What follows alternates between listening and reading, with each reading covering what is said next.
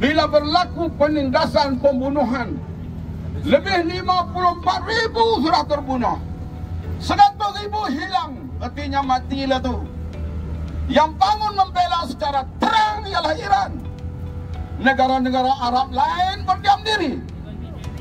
Bila mereka bersuara, mereka tahu mereka juga akan menghadapi nasib seperti Gaddafi, seperti Bashar, seperti Saddam, dan sekarang Ali Khamenei menjadi sasaran.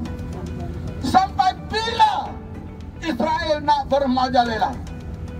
Sampai bila kuasa ini berterusan?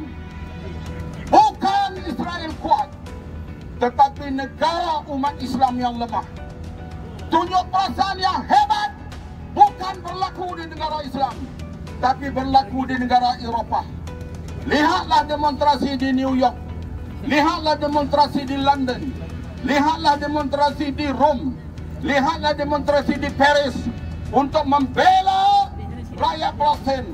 Dan orang-orang bukan Islam juga berjalan kaki untuk melepasi sekatan Jordan dan Mesir, untuk mereka sampai ke sempadan dan membantu rakyat Palestin yang dikepung sekarang ini menunggu mati. Kerana bayangkan, mereka letak makanan satu tempat, kanak-kanak berlari nak dapatkan makanan itu, ditembak kanak-kanak itu. Ini rejim Israel yang kita lihat masyarakat seluruh dunia tak dapat melihat kezaliman ini berterusan. Sebab itu unity itu penting. Malaysia alhamdulillah memainkan peranan secara diplomasi dan kebajikan.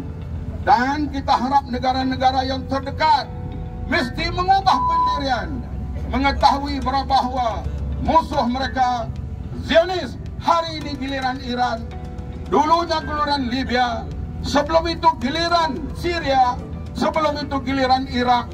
Apakah negeri Arab yang lain tidak menjadi giliran untuk dimusnahkan oleh Yahudi ataupun golongan Zionis ini?